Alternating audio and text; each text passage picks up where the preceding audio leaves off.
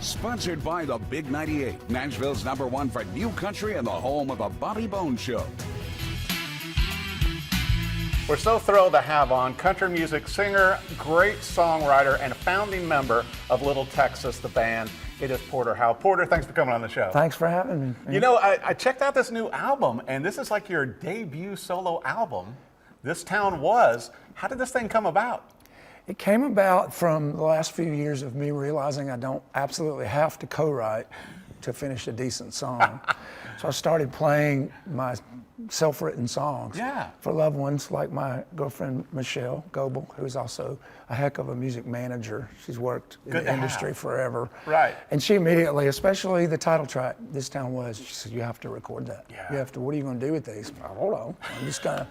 So with her inspiration and very much centered around my dad, who passed away a few years ago, and I only wish I'd have done this for him while he was still alive. I always thought about it, said I was going to. Right. But this set of songs, 7 of these 10 are pretty personal from my life, and so that caused me, you know, what's different about these than the thousands I've written? It'd be that. Right. So well, I thought it was time. But I also, you know, listening to the album, which I really enjoy this whole album, and it felt like some of the songs were autobiographical and certainly old school, you know, feeling that was about your dad. You know, This Town Was, I think a lot of us that, you know, have been in and around Nashville for a good chunk of our lives. I mean, Nashville is different today than it was. That's right. It's not bad, it's just different. But I think that a lot of us miss, you know, some of the old, you know, restaurants and some of the old hangs like you and I were talking about, you know, the old guitar shops, you know, that aren't even here anymore. Right. The studio that Little Texas recorded Kick a Little in, Sound Shop, condos. And I could go on and on. Right. And half the time, I don't even know what used to be there. No. Like there's a big hole, and you go, what was that? It's not that anymore. What's it going to be? Who knows? More blockage. Right. You know. Well, and you've seen noise. so much, and once again, you know, being born, raised, you know, in Longview, Texas, and then you moved here to Nashville in 1983. Yes. And studied at Belmont. Mm-hmm. And I mean, your career with Little Texas, who is still going, and now you're fronting the band. Yes, since 2004. Wow. Front man. You know, and I mean, correct me if I'm wrong, didn't you guys have a, like the CMA, like trifecta, like with 3 of the songs? I think that would have been me and Brady Seals were both on all 3 that were #1 in 1 year, yeah. And plus, I got to brag on you some too, Porter, where, you know, you've had huge country artists record your songs also. So just as a songwriter here in Nashville. I had a really good run kind of at the end of the 90s, and I've had cuts since then, but I had like 8 cuts all in a block, including 2 on Trace Adkins' Big Time album, which is crazy because that's the name of our biggest record. Right. And Montgomery Gentry, Ricochet cut a song, you know. It's amazing. The best, right? Wasn't country. Dwayne O'Brien, who's in the band as well, and we wrote a lot of the early Little Texas hits. He and I got to write with Hall Oates one morning through our publisher. I read that. Left thinking that was fun. That song was half done.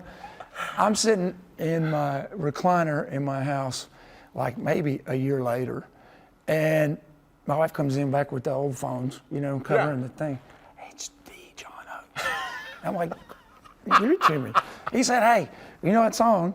Me and Daryl recorded it. I'm like, oh, great, I didn't know it was finished. Well, you have to agree for Daryl to be part of it. I'm like, and the part was way less than what we take in Nashville. Right, even. right. I'm like, yeah, man, sure. And he said, it's going to be a hit.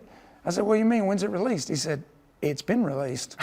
It's in the 30s and screaming up the adult contemporary How amazing. chart. So it peaked at like 6 or something like that, and it was there for weeks with Elton John and Barbra Streisand, and it was incredible. So I'm a co-writer on probably the last radio hit that Hall Oates had. It's incredible. Well, you know, and one chart was not enough for you. You know, you'd already conquered the country charts, so then you have to kind of, you know, conquer the rock and roll charts. That's right. I tell people, they're like, well, what format? I'm like, adult contemporary, you know, Delilah. And it was big on there. Oh my gosh! Well, I was going to bring up too on the new album. You know, your solo album with this, to where you had 40 songs going in. How did you trim it down to the ones you chose? The better ones to me. Well, they all seem like they're great songs. I mean, including, you know, the one song where you have the guest female singer. Yeah. you know, Carly sang. right, which sang. sounds great with your Thank voice. you. That's Michelle's favorite song. Yeah. There's some things, you know, when you produce something, and we did fairly quickly once we got to the recording process. That is one song that I'm like, that writers, artists curse, where I'm like, I would have done more older things. I would have changed keys, Right. bigger string. Modulate. But I'm glad you like it. Michelle loves that one, and my daughter keys in on that one too. Well, and I got to bring up, you know, you, once again, being a songwriter, you know, and coming from a family of musicians, as you did, and starting to take guitar lessons at 13, now your daughter Yes. is songwriting, and you're helping her with, you know, ukulele and also dueling guitars, I understand. Yes. I'm going to post that soon. I go, boom, a little, and she goes, boom, chink, chink, boom, chink. It's But what's hilarious. that like, having your daughter get into this business that you've been a part of all your life? She's been in musical theater since she was Alice in a version of Alice in Wonderland at a theater camp here in town. Wow. When she was 8 and she got the lead. It was Little Alice, big script, the whole thing. Yeah. And so I'm used to her performing. We sent her to a musical theater conservatory Right. in New York called the American Musical and Dramatic Academy, AMDA for short, for 2 years. And while she was there, they didn't have much downtime because it's a very intense program. She started sending me pieces of songs she was writing. It's the first time. 19 years old, been in musical theater all her life, and started writing songs. And it was like, what? Where has this been? Wow. They were really accomplished for you know how long she's been doing it, which is not at all. We put her first song on, the first song she ever finished on Spotify, recorded, and people love it. How It's called incredible. Part of Me. There's an EP coming called Part of Me with the first 6 songs. So you're saying I'm going to have to She's book an done. interview with her also? Yeah, you can. Yeah, so I work that through She'll you or talk your Michelle. ear off, you know, yes. just saying. She's not afraid. That's great. But yeah, it's great. I mean, how could you ask for anything more satisfying than to actually, because she's not really looking at this part of it as like a bonus. She's playing with house money because it wasn't not even what she was going to do. And all of a sudden it might be what she's going to do. Wow. And it's because of that, she doesn't approach it maybe like I did at first, like how do I get a song on the radio? Right. How do I was taught how to write commercially by a Certainly. record deal, you know? Yeah. So where are our hits? It's so much more of and not that either one is better than the other, whatever, but hers is art. Right. Just straight out, her little heart and her art. It's incredible to help her. Well, it doesn't hurt either that Dad has his own home studio. That's right. You know, it's like We do, going, yeah. oh, what studio could we go to? Oh, Dad has one. Dad has the gear. And but Dad knows a few musicians. Right. Yeah. Yeah, exactly. But she won't listen to Dad.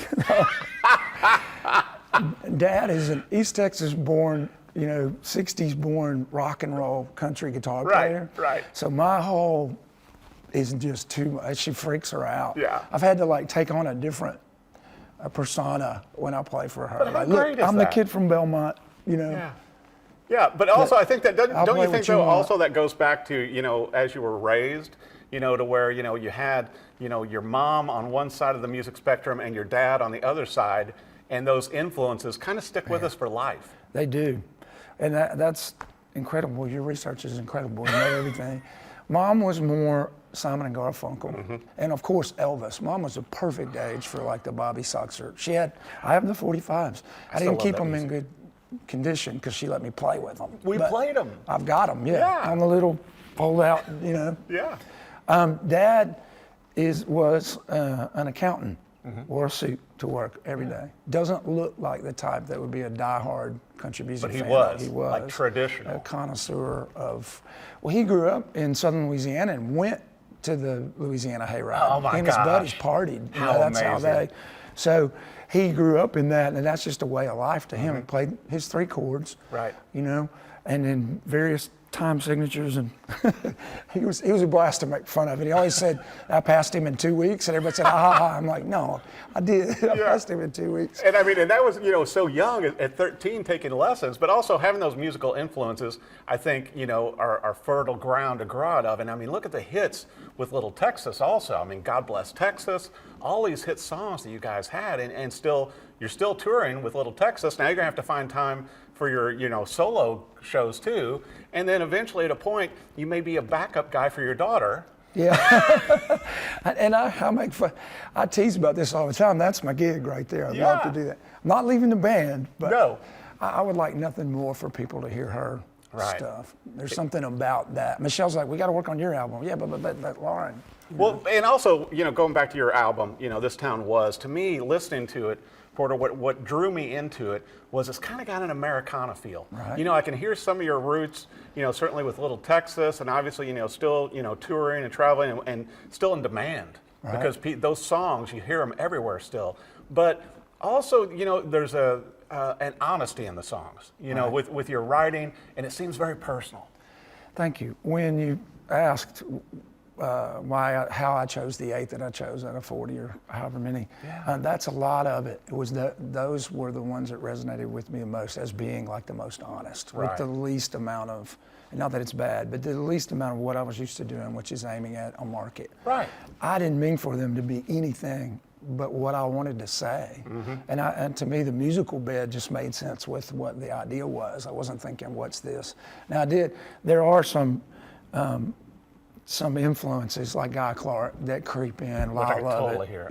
That they come in. I have a new one called Fried Chicken Dog and Stolen Records, so I hear love it. It's like his thing. So is that going to be the bonus track? It's going to be the next record, which we're already talking about, just driven by the songs. Yeah, but also that you're at a point in life, with all of your success, with your songwriting, with Little Texas, with everything though, that you can still do these solo albums and just be yourself, and put your heart on your sleeve and share with people. And I think we're all looking for that. I mean, some of my favorite tracks on this album are the sparseness with just the guitar in your voice. Right. And I think it really lets the lyrics shine through. I've been asked, well, what do you hope for with this? Because people are used to me being in the industry. Like I'm like, just for people to hear it. Yeah. Well, and also, you play a lot of shows around go. town here in Nashville, at the Bluebird, Commodore, all over the place.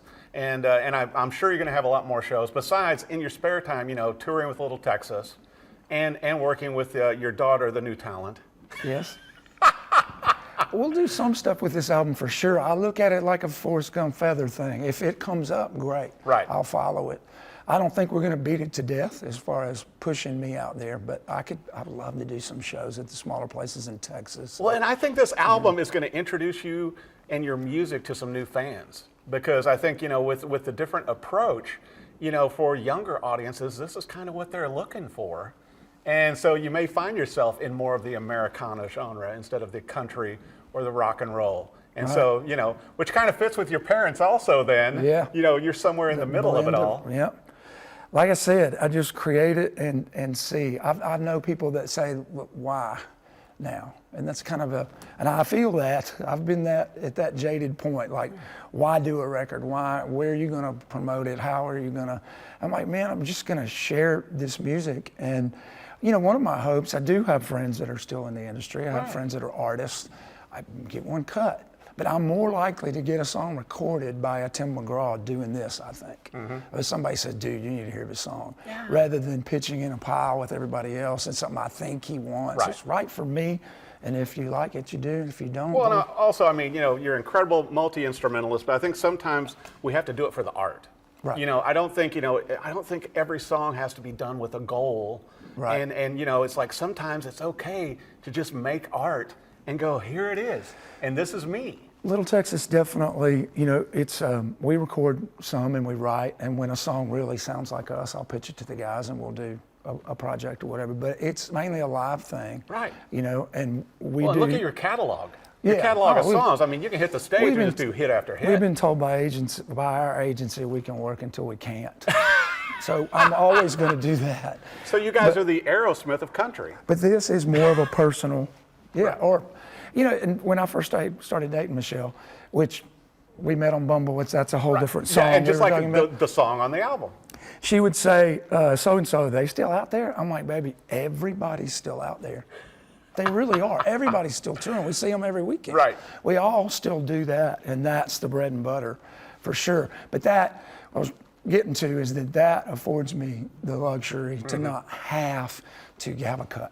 Right. So I'm not sitting there trying to think like a 20-year-old, which every time I have, it just sounds like an Well, old and dude trying to also, sound like a if 20-year-old. hypothetically you need to buy a new Suhr guitar or a Kemper amp or something, or maybe a guitar pedal catches your fancy, you can afford to, because you're still out on the road with Little Texas. I can still walk to the mailbox. Not to brag or nothing. I'm Which just is pretty saying. incredible in this day and age, right? It is. It's incredible. And God still Bless make the music Texas you has love. been unreal. Yeah. This stuff. Joe Jonas just sang it on a show for HBO. Right.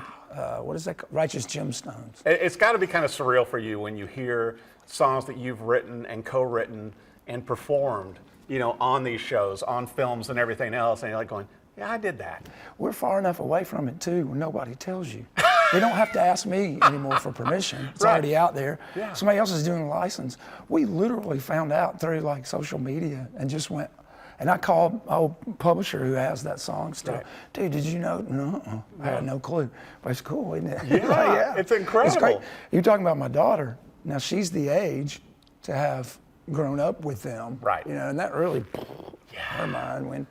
That's just And crazy. Dad's- That's when that makes us feel old. She's at musical theater school too, so she can go show her friends and all Yeah. that stuff. It was But really you know cool. what? You're still doing it, and Yeah. what an incredible album. And I hope you bring this out on vinyl too. I mean, kind of talking about your old 45s. Did you see my eyes light up? And it's like, I just think this would be a great one to Yeah. have on vinyl, just with the songwriting, and it feels so heartfelt. Thank you. What I want to make sure for our viewers that they know where to go, for your website, for social media, for your, brand new album, also Little Texas, everything you're doing. Where should they go? PorterHowell.com will take you everywhere. I understand. I've been told.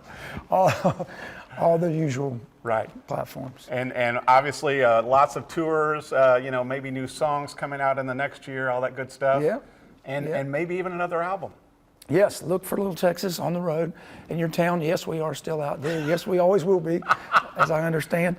And I'll start working on the new project for sure. In fact, I just demoed 6 songs to start thinking about that. I'm Well, I'll gonna tell pick you the what. most personal and do it again. This new album, This Town Was, just an incredible album. However you listen to music, whether it be through adding it to playlist or the CDs, I'm hoping vinyl, be sure and go to the website wherever you get your music. Check it out, Porter Howell. You're going to love this album. I do, and I can't wait to come see you live. Thank you. Thanks for coming on the See show, you later. Porter.